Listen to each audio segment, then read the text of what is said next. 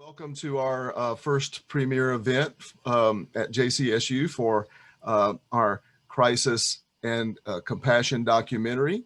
I want to tell you a little bit about our documentary, and we'll then screen the documentary and have a conversation about it. But first, let me introduce a few people. Dr. Davida Haywood is with us. She is our new Vice President for Student Affairs at JCSU. We're so grateful that you were able to make time for us today. Dr. Haywood has done some work in the past with Interfaith Youth Corps. So when she saw that we were connected with them, she wanted to find out more about that. So Dr. Haywood, thank you so much for being a part of our event today. And I also want to introduce my faculty panelists.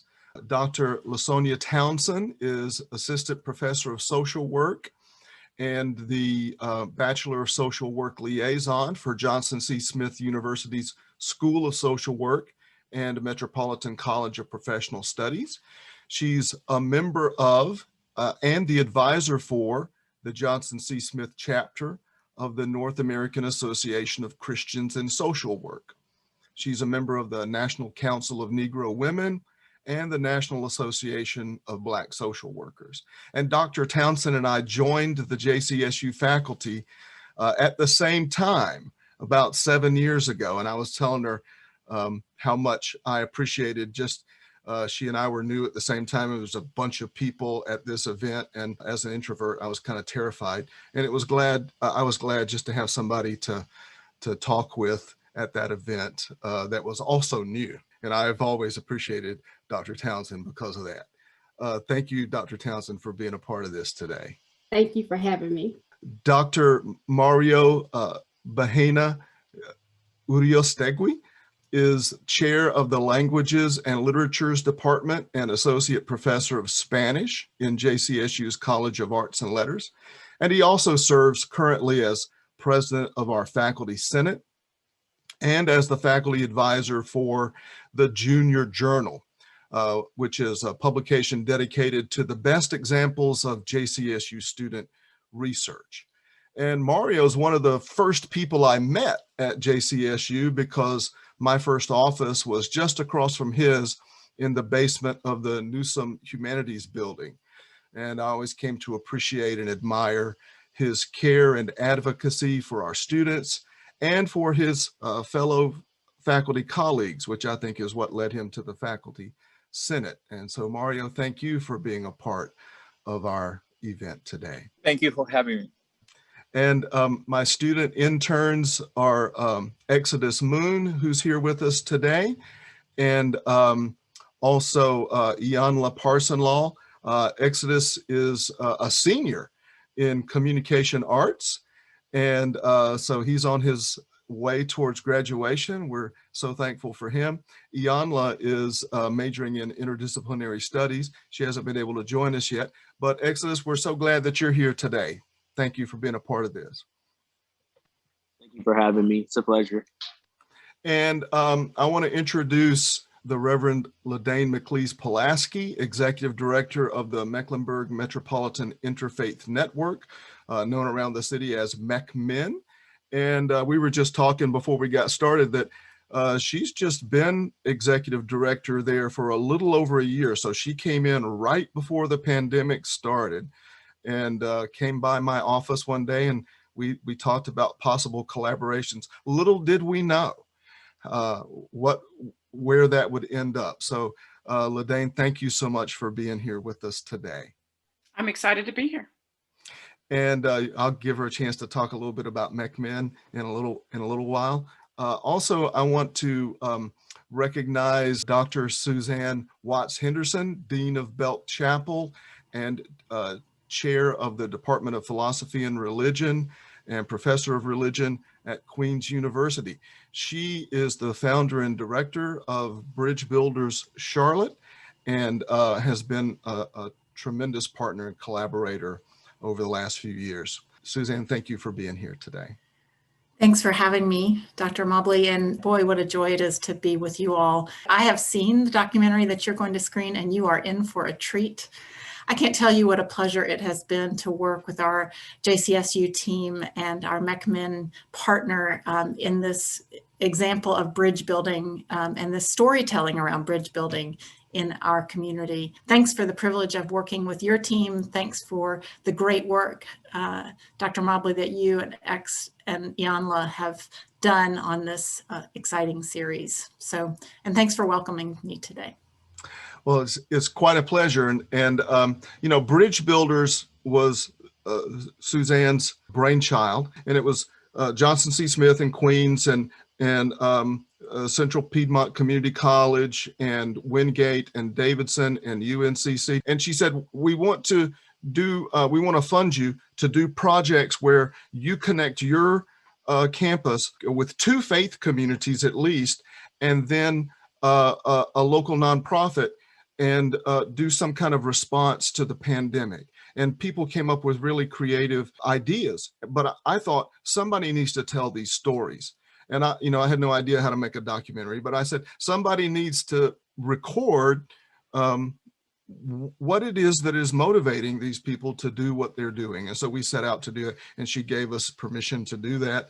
And we just jumped in and started. So what I'm about to screen for you is our very first episode. And it's called MECMIN Making a Shidduch. And you will find out why it's called that as we watch. LaDana, I want to start with you. How did instituting these calls change MECMIN? That's a great question. As you mentioned, I had just started in October of 2019 when the pandemic started. And I think that it's the relationships that have been so key, that having a specific reason to meet and work together has been amazing and transformative. Honestly, groups that were maybe a little suspicious of interfaith work beforehand were willing to get on and to work together because like the need was so great and it was so clear that we needed to be working together. And so there are groups that I've gotten to know that absolutely I would never have been able to meet before. And I've told this story several times, so my apologies to those who've heard it before. I'm on a lot of different, interfaith mailing lists, and there's an interfaith group in another city that does some really excellent work. And I went to a webinar that they were hosting, and in that webinar, one of their faith leaders was lamenting the fact that though they had these webinars and things that were great, like he didn't see them doing anything together. And I was like, oh, so it's not a given that the faith community actually works together. So for me, it's just been, it's been hard. Obviously, a lot of really difficult things are happening, and it's, we certainly are not closing our eyes to that. In the midst of that, it's been really, really good to be able to meet with so regularly with so many people who are responding to that with wisdom and compassion, and to be able to help that undergird that in ways that are really supported happening, and particularly in connecting people to people and groups to groups so that the work is stronger. Yeah, thank you. In the process of making these episodes, now not just that one episode, but so far we've released 3 episodes, and there's one more on the way. We've interviewed in the neighborhood of 42, 43 people, and most of those interviews, or many of those interviews, were done by our student interns. And X did such excellent work with the interviews that he did. And so I just want to give him a chance to talk about how did this experience of working on this grant project, what was that like for you, X? How did that affect your sort of view of the world working on this grant project? Hey everyone. So I'm Exodus, and so working on this project was very eye-opening for me because, well, one, for a couple of reasons. One, documentary is something that I've always really wanted to do. So when I seen the opportunity of storytelling of this particular project, I was immediately interested. And honestly, so when we first started, even talking about interfaith, I didn't really know what that was at first. But as we, I read the book, we did our training, and then as we started going on these interviews, it just really like opened up a whole nother world.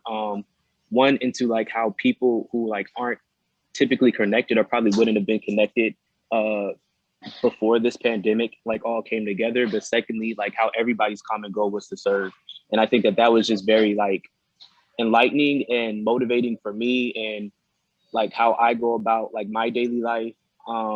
It was just very like, this whole experience has just been, I don't know, it's almost like I can't even find the right word for it. Just enlightening, to say the least, to kind of sum it up. Thank you. Thank you. And so now I'll invite Dr. Townsend and then Dr. Uriostegui to comment on, how they respond to this from their academic perspectives and from their points of view. So Dr. Townsend. So there are a few takeaways, but one thing that stood out to me was the phrase, "We are stronger together." And so coming from a social work profession, we take a holistic approach when we are helping our consumers, meaning we look at the emotional, spiritual, physical aspects of what's going on with them. So when we broker resources to help them, feel whole again, to help them out of the situation that they're in, that's the biggest thing that we can do. However, if resources are depleted or lacking, that impacts our ability to do our job. So just knowing that this exists and knowing how everybody has come together to provide resources actually help us help our clients, and then eventually they help themselves. From a social profession, point of view, we are about compassion and showing empathy and getting our hands dirty. And so we're not about, people picking themselves up by their bootstraps. We're not about that. We believe in everything that video, that documentary just talked about when it comes to helping those in need. So I am really excited about this, and watching those videos. I had to go ahead and watch the other 3 as well that's out there, the other 2 that's out there, because this was so exciting and it means so much to me coming from a social work perspective, because that's what we do. This impacts us. This impacts how we can do things for the people that we help. Thank you. Dr. Uriostegui. Thank you for the invitation. One could think that once the COVID hit, that there wouldn't be, or different organizations wouldn't be able to help the people in need, because of the traditional way of helping them would not work, and certainly the need will not disappear because of the traditional means are not available.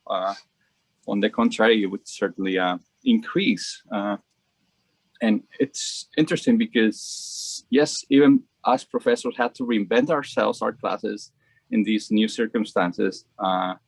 The faith communities in Charlotte were able to create their own way of doing good, as they call it, right? Doing good. As I realized that they were using a lot of simple words, kind of try to portray complex ways of help the community. And I think the metaphor of the shidduch kind of was really good. That actually made me look at it. Hold on. This is a very important thing that I need to understand what it is. And then, of course, I learned something about other faiths that is not mine, and learned many things about that faith, which was very fascinating. So it's kind of, it's part of the process of learning about the other, while at the same time helping the other in this new situation that we are all ourselves in. Yeah, thank you. Thank you both. So I just want to, for the time that we have left, we have about 20 minutes left, and I just want to kind of throw open the floor for questions, comments, anybody who would like. Dr. Townsend. Well, I was going to say, just listen to Maria too. One other thing is, before the pandemic, a lot of organizations worked in silos. So when they had resources, once those resources were depleted, you had to come back the next month and get those services. However, during the pandemic, more people needed those resources. So a lot of resources became scarce. And so this whole matchmaking thing as well has also improved the ability for people that need those resources to get those resources during this time. And so I just wanted to make that comment. That's an important observation. And I think, one of the things that I think has been really helpful about these calls is that sometimes the resources aren't in fact scarce, but we just don't know where to find them. So for the first 3 months of these calls, Tina Postel from Loaves and Fishes was on almost every week. And every single week, some small grassroots group would say, we spent everything in our checking account to buy people food. And Tina would say, we've got food. We've got food. Here's my phone number. Here's my email address. Call me. I'll teach you how to make a referral. You don't need to be wasting all your money on food when Loaves and Fishes has food.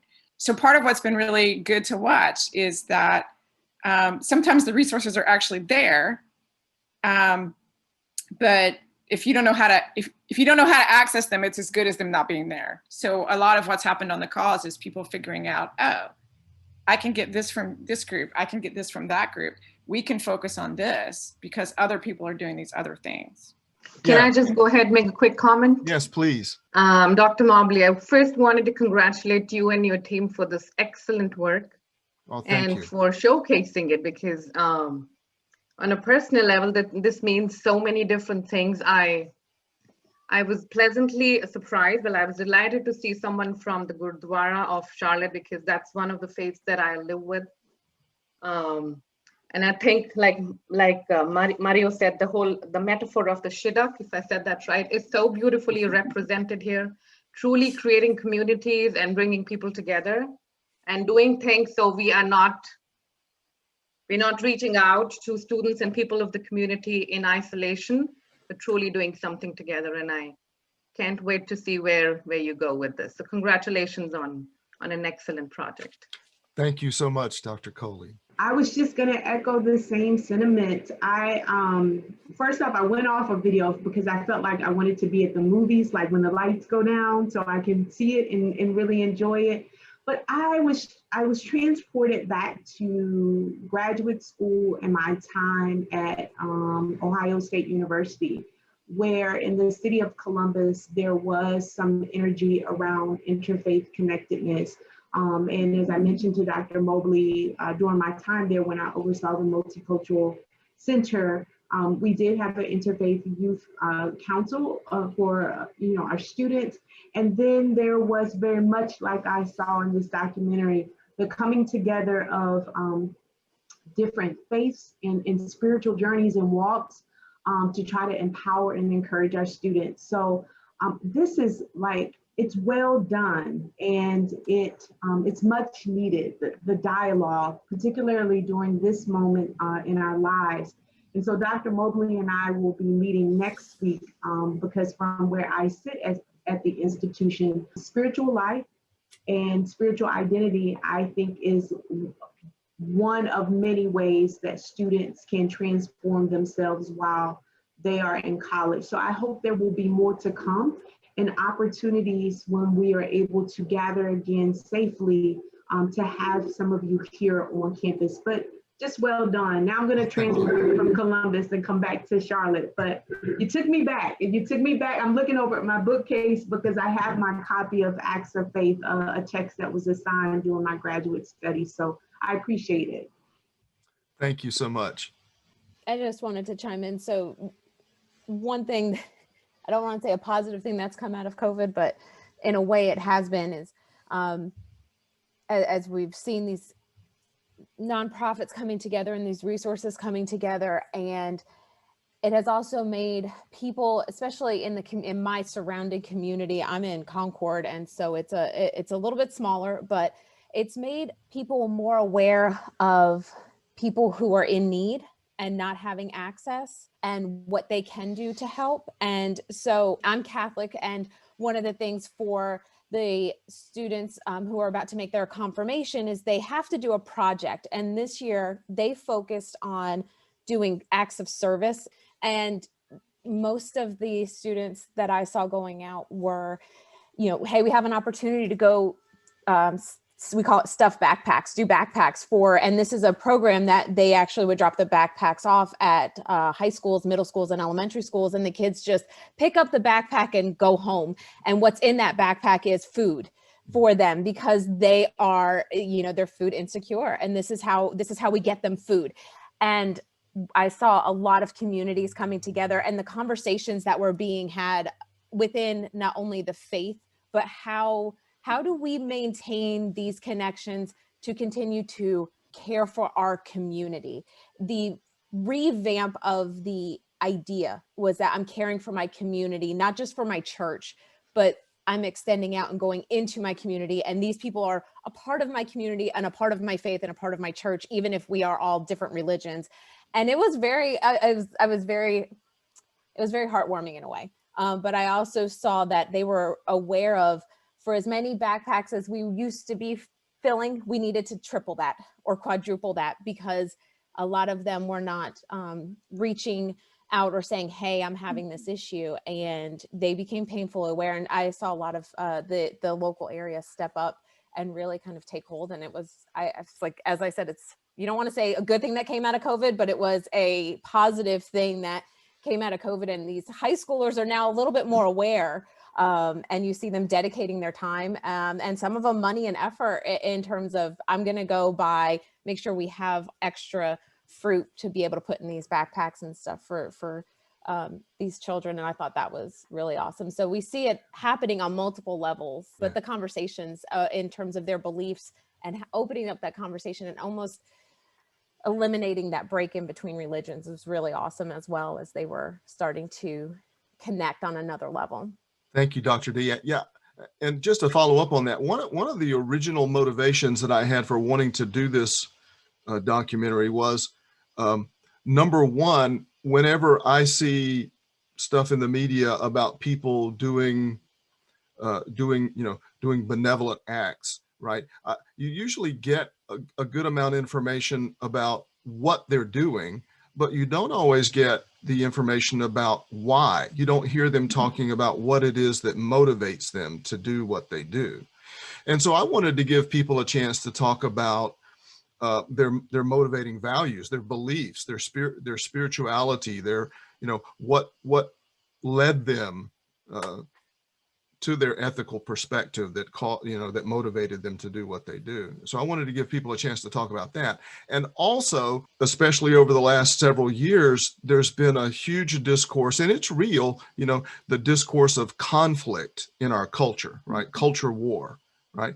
But I also see a different narrative taking place, and that is at the local level, at the community level, there are people overcoming their differences and overcoming the things that separate them to work together for the common good. And I wanted to tell part of that story too. So those are the reasons really that I got into it. And then I started learning so much, and it's really been wonderful. And I'll throw this out to anybody who would like to address it. Religion is often seen as a source of conflict, right? And of course, again, that's real. It has been a source of conflict. But what I try to do is to show that in a lot of different religious communities, people share sort of some very consistent ethical values, right? And I didn't, basically the questions, I asked the same set of questions to everybody and just let them talk. So I didn't try to get people to say certain things. We came up with a sort of a general set of questions, and we said, we're going to use these questions, and if you need to do a follow-up, do a follow-up, but these are the basic questions. And so we just asked the questions and let people talk. And I was amazed at how often people's responses lined up. So part of my question is it that religions are inherently conflictual with one another, or is it that through, trying to achieve, power, trying to achieve status, people use their religions in a way that they use that community as a power base for their own purposes? That's one of the questions that keeps occurring to me. So let me throw that out to folks.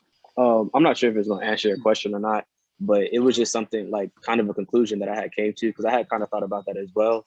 And I kind of wanted to like highlight like a point also. So for those of you who may not know, like I had went with Dr. Mobley and Dr. Kerry to Israel for a study abroad trip. And that's really when I had started thinking about it, like, because, I grew up, believing what I, grew up believing. And when I went to Israel, we studied different religions and things of that nature. And one of the biggest things that I had, even like just with like learning, even for that short amount of time of like the Jewish faith and of the Muslim faith and stuff like that, it's like there has always been common values within different religions. And also even with participating into this project, I think another takeaway that I had is just sometimes having those conversations with people. I talked with people who I probably, without this project, would have never engaged in a conversation with before. And just with those conversations, like outside of the interviews, just having like regular conversations with people and getting an understanding of their values and their beliefs, it just kind of, I don't want to say it makes things go better, but like I don't know, it's just different. Like sometimes I think we get so composed and like what we have going on, like our everyday things, so like we really don't see, like we see people, but we don't really see people, right? So it's like, even like with this, like people had invited me, like extended the invitation for me to like go to their services, which even in honesty, I don't even know if that invitation would have been extended outside of this project, but that's still an invitation that was extended out to me. It is nothing, it doesn't, it takes nothing from you to like have a conversation with someone or get a better understanding of, what they believe or why they believe it, or yeah, that's basically what I was trying to say. Mario? Thanks. Actually, one of the things that I learned from the seminary, especially since it was led by Irish descendant priest and Italian descendant priest, is that the Irish had a hard time when they came to the United States back in the 19th century. And of course, we got this founding story, Catholicism in the United States was founded by the Irish, and they came with their priests and all that, But also they talk about how they were hated back in the 1980s. I mean, 1880s. Yeah, in the mid 1800s. And to tell you the truth, yes, I kind of saw a little bit of that Protestant anti-Catholicism in the 90s, up until the 90s. And then somehow I forgot about it and I stopped seeing it. And then after your talk that you gave about 2 weeks ago, it came back. I was like, hold on. I remember this. Somehow, what happened? And I told my wife, something happened in the American religious traditions that the anti-Catholicism disappeared in the last 20 years. Well, this is not proven. It's not part of the theology itself. Was not taught. I think 9/11 happened, and the hate went to a different religion. But I don't want to say yes. I would love to have Aman Nadiri here so he could share his story about it. And he's going to be one of our panelists for our next episode, which is a conversation with Hannah Hassan. And the title of the episode is "The Muslim in the Room." So, and you already watched it. And so Professor Nadiri will be a panelist for our next episode, which was thank you, Mario, for that great opportunity to segue and promote the next episode, which will be about a month from now. So we just have a few minutes left. Wow, it just went by so fast. Cindy, do you want to say something quick? Yeah, I just have a quick comment that I was reminded of when Exodus was talking. the first trip we took to Israel with JCSU students, we had one student who was Muslim. And I will never forget what she said to me as we were getting ready to fly back. And she went through a lot because she just did, which is another story. But she said to me, the one thing I learned from this trip is that there's so many more similarities than differences between these religions. And the project like this one gives us an understanding of these different religions in a way that challenges the dominant narratives about, Jews don't get along with with Muslims, and and the Catholics are more hated than the Protestants. It gives us a different lens to look at what's going on in our society, and it's very, very important work. So I congratulate you all for this. Thank you. Thank you very much. Yeah, go ahead, Dr. Just one quick thing too. I grew up, my father's side is Baptist, my mom's side is Methodist. And I don't think it's more of control. I think it's who's the best. And so I think a lot of religions focus on that versus the similarities. So I think if we can get past that, we do this better, we do this, because you can sing better doesn't mean that you're going to make it to heaven. But I'm just saying in general that everybody wants to be the best. But if we can focus on the similarities and what makes us who we are, and I think those lines would be more blurred versus just black and white. Thank you, Dr. Townsend. At McMahon, we try to do both. Like we talk about, yes, our commonalities are huge, and there are differences, right? The differences are real. I think what a project like this does, though, is it gives you a platform of relationships from which to discuss those differences, right? So that we're coming together as people who know we have a lot in common, who have worked together. And so when we sit down to talk about, okay, where are we different, and what are the really different beliefs and different practices, it's just in a whole different context, because it's coming in this context of, for us right now, it's like, okay, we've been working together for a whole year and meeting together every week for an entire year. That really puts things in a completely different context of all right, now we can sit down and talk about the ways in which we're different and the places where we have real disagreements. But it's going to be a different conversation because we've been working together for a year. So I think it's both. It's like, yes, we see tons of commonality, which is great.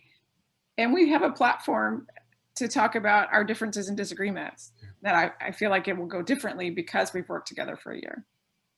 Yeah. Yeah, that's really helpful. Thank you so much for being a part of this. Thank you, Dr. Townsend, Dr. Uriostegui. So thank you, everybody. I really appreciate your time, and have a great day.